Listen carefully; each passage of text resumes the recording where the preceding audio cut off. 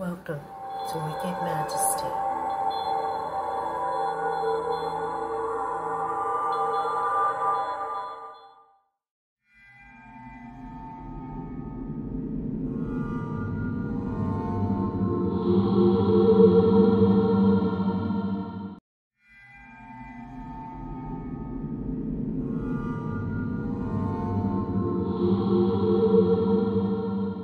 Good evening, everyone. Welcome to the Wicked Majesty channel. Today I'm bringing you a thrilling story called What Lurks Beneath, written by yours truly. It's a tale about a young person who returns home to care for her ailing mother, only to discover that something sinister resides beneath her house. As they navigate through the eerie atmosphere of their childhood home, they uncover terrifying secrets. The story takes us through a journey of suspense, fear, and the unknown. Join me as we delve into the depths of this spine-chilling narrative and discover what lurks beneath. Our narrator for tonight is Anthony Cook. Let's get into it.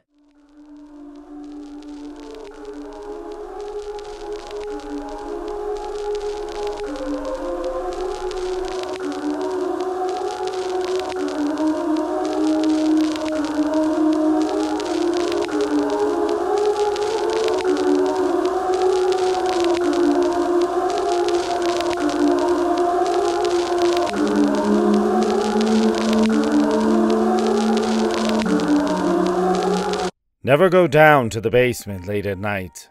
You must remain in your room till the sun rises. That was always my mother's advice to me. I never gave it much thought. During my childhood, I'd never seen anything unusual down there throughout the day. Only the odd thump from the walls and a few foul odors. I ignored it as nothing more than rats, because our basement was so large. It's no wonder that those filthy rodents built a nest there. My mother's mental and physical health had drastically deteriorated, so I returned to my childhood home, which was on the second floor from across the hall from hers, to care for her. Aside from boxes of stuff she'd been storing in there, she kept my room as it had always been. I stacked the boxes in the attic and rearranged my belongings in the room. It was always a joyful environment at home, but there was this uneasy feeling that wasn't there before. It was almost as if someone was attempting to smother you and take your joy.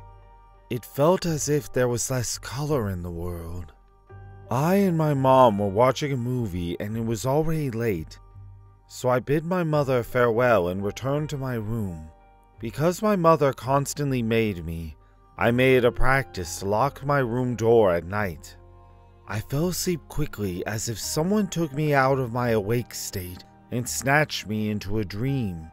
It wasn't your typical dream. It felt as if it was being manipulated. Something seemed to want me to see something. I was in this house. I was an 8-year-old kid again. My mother never allowed me out of bed to roam the home at night, so I was a nosy youngster slipping out of bed to do so.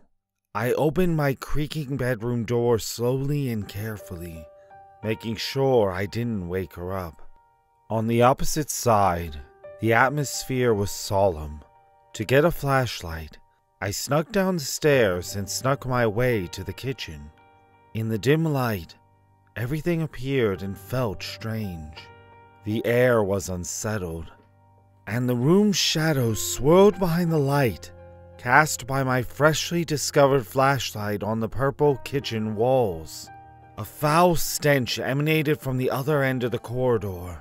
It had the smell of rotten meat about it. As I got closer to the source, the scent almost made me vomit. The basement door was half open, and there was a foul smell emanating from down there. I was afraid to open the door entirely. To disguise the stench, I remained there for a time with my sleeve over my nose and mouth. I finally had the guts to go down the stairwell. Halfway down, I began to hear faint, incomprehensible whispering, and the stench permeated the fabric covering my mouth much more than before. from around the corner, a very faint, flickering light crept in. When I got to the bottom of the steps, I turned right. The room had become quite humid, as if a fire had been lit. A big split in the concrete in the center of the room gleamed a dull hue of blood orange. A handmade Ouija board was centered on the table, with 5 lighted red candles around it on the ground. I noticed a dark figure in the room's corner as I peered closer. I shined my flashlight towards the person out of fear and curiosity. A woman stood in the corner of the room, concealed from view. The stench was becoming intolerable, and I could hear murmuring from where she was. The woman was dressed in nothing. Her skin was scaly, slimy, and wrinkled. Her hair had thinning areas and was very brownish color of auburn. She was startled by the brightness of my flashlight and slowly turned around. Her eyes were the deepest, darkest black. The reflection of my flashlight was the only source of light in those black, glossy eyes. Her teeth were dark yellow and rotting, and she had a grin that stretched from ear to ear. She put her arms out and began hobbling towards me. She started cackling at me and smiled more viciously than before. Her legs twitched and bent due to her weak knees. As she moved, I could hear her bones breaking and popping. I was petrified. What I was witnessing astounded me. While my heavy legs were burdened down by terror, I backed away as quickly as I could. I was too terrified to look away from this voracious beast. I jolted up from my panic-induced stupor, whirled around and bolted. I made it to the top of the stairs. I could hear her croaking as I took one last look before closing the door. She was creeping up the stairs, her arms and legs twisting and bending. That wicked smile was still on her face. I closed the door and sensed a hand from behind grab my arm. It was my mum. I awoke trembling and sweating. I looked at my phone. The time was 3:13 a.m. I couldn't sleep for the remainder of the night, so I decided to kill time by reading a book. Morning struck. I asked my mum whether she had ever had any unusual experiences down there. "Did you leave your bedroom last night?" she said with a scowl. "No," I said. "I was just thinking about what you always said about the basement." "Please don't go down there late at night," she said, firmly grasping both of my shoulders. After the dream, I was too terrified to go near there. I couldn't get what I'd seen out of my head, so I went to the attic to go through the boxes I'd moved there. It kept me occupied while also allowing me to stay as far away from the basement as possible. At first, I didn't find much. It was just old photographs, toys, and school books. After a time of perusing, one container caught my eye. It was tucked up near the attic window. Among other things, a flimsy wooden box was secured by a worn and dented brass lock. I went in search of anything that may help me unlock it. I couldn't locate a key, so I had to shatter the lock with a hammer. When I saw what was inside, my heart stopped. My dream's Ouija board was there. When I asked my mother about the box, she replied it had been here since we had moved here. It was kept there for a good reason. I decided to burn everything after she had gone to sleep. I didn't want anything linked to the dream to come close to my mother or myself. It was 9:37 p.m. My mum was sound asleep after I tucked her into bed. It was time to get that thing out of our home. I stacked wood in the fireplace and lighted it. The fire was fanned until it was strong enough to destroy the board. I flung it into the fire. The smoke became pitch black, precisely like the woman's eyes in my dream. The sound of the wood cracking was similar to the sound of its bones fracturing. Was it merely paranoia and a lack of sleep that caused the parallels? I was nervous. but I understood I had no choice but to burn it. I went to bed when the fire had burned out. Believing that thing was no longer there, I slept soundly. At 3:13 a.m., I was awakened once again. My name was called by my mother. I knew she needed some water or assistance going to the restroom, but something about her speech seemed odd. I went inside her room with the flashlight on my phone. All I discovered beyond that door was a vacant bed. She was nowhere to be found. Anxiety washed through me. Where could she possibly be? Is it possible that her mental condition has progressed to the point that she's walking about the house? Is there anything more ominous afoot? No. Whose voice did I hear calling from her room? She was far too sluggish of a person to go as soon as I heard her voice. I paused for a moment and reminded myself that she had just gotten up on her own.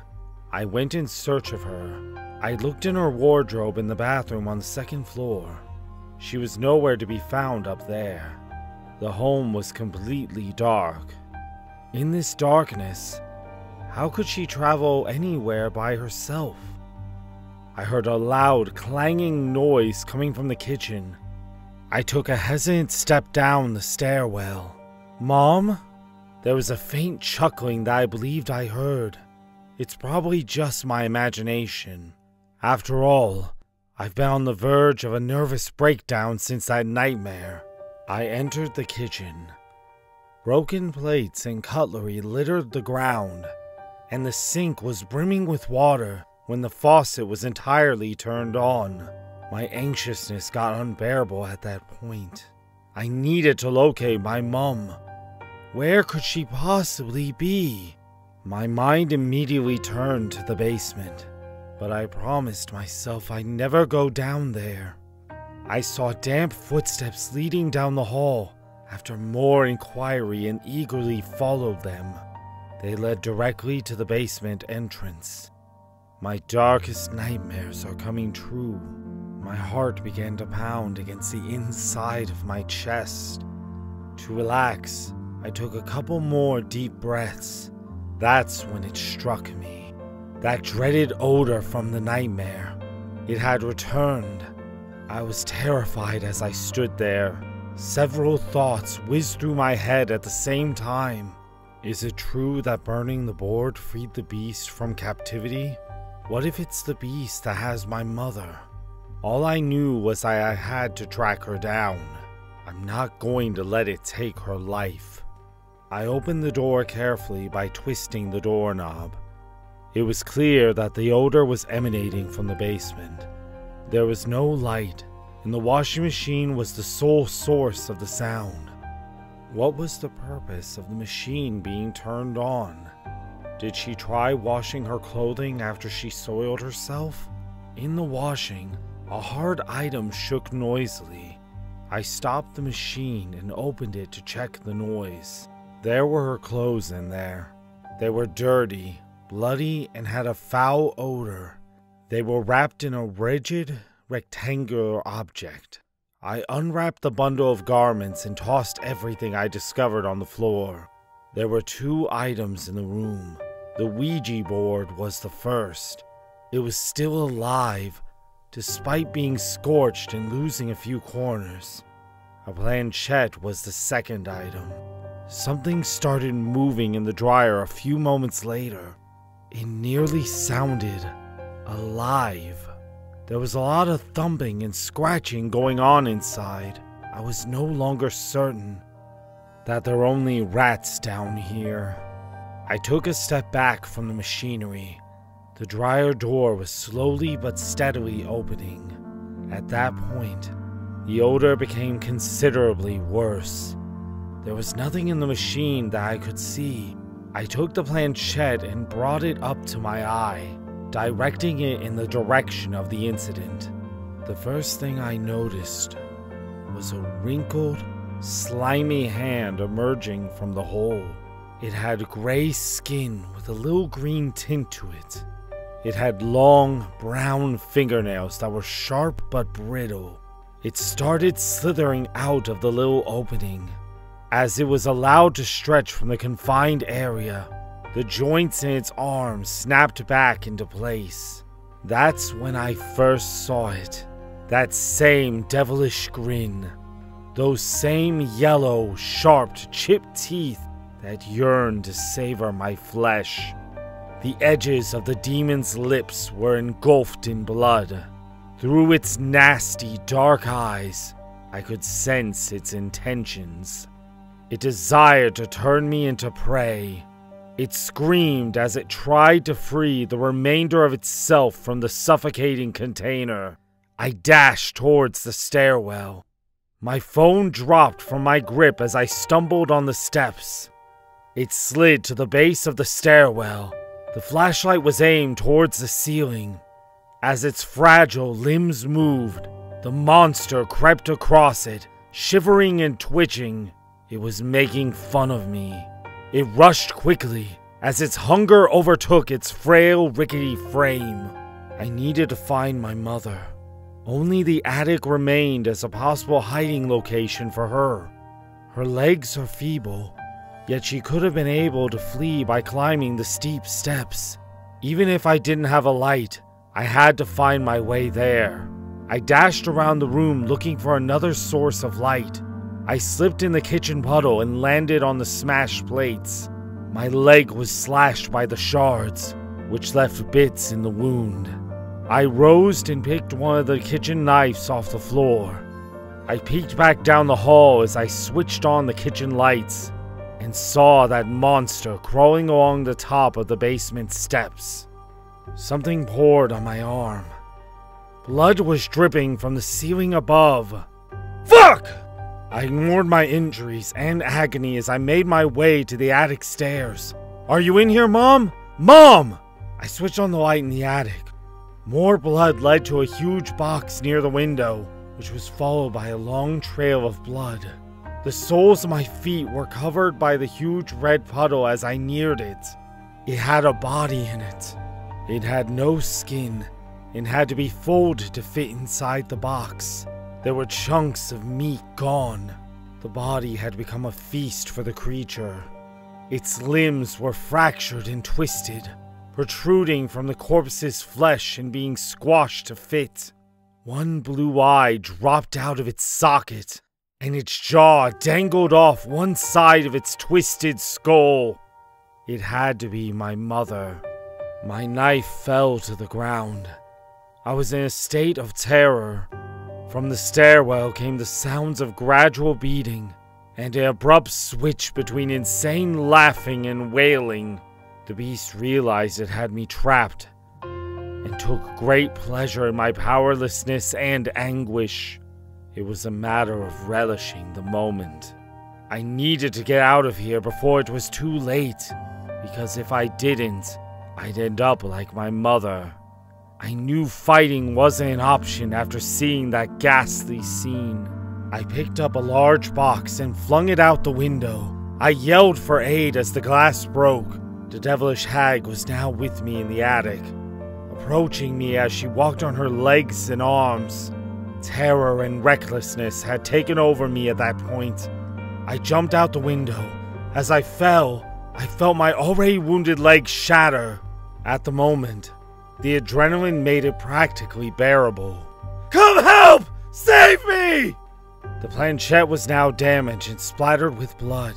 Yet through the broken glass, I could see that monster looking at me, frowning this time. It had a defeated expression on its face. My neighbors rushed in to help me. Help is on the way! Are you all right? What happened? In less than 5 minutes, 2 police vehicles and an ambulance came. After finding me drenched in blood and unable to move, the paramedics hurried me to the hospital. There, the cops interrogated me. I detailed everything that had happened. They assured me that no proof of a monster lady invading the property existed. Only the shattered dishes, her blood-stained garments beside the washer, and my mother's butchered body with the knife I dropped next to her in her blood were discovered. I was convicted guilty of my mother's murder less than a month later. My fingerprints were discovered on the knife near her body. Her blood was all on me, and also on the knife. There was no evidence of forced entry or the presence of anyone else in the house that night. Too much evidence was stacked against me, tarnishing my innocence. They declared me to be a killer who was mentally ill. I was eventually sent to a mental institution, where I would spend the remainder of my days rotting away. When I shower, I still hear the same crackling and crying sounds coming from the drains. And that's the spine-chilling story of What Lurks Beneath by Keya Reed. It's a haunting tale of curiosity, fear, and the unknown. As we learned, sometimes the things we think we know can be shattered in an instant, leaving us to question everything we thought we understood. It's a reminder to always listen to the advice of those who came before us, and to trust our instincts when something doesn't feel quite right. Thank you for joining me for this eerie journey, and remember to lock your door tightly tonight. Who knows what might be lurking in the shadows? Until next time, sleep tight, don't let the shadows bite.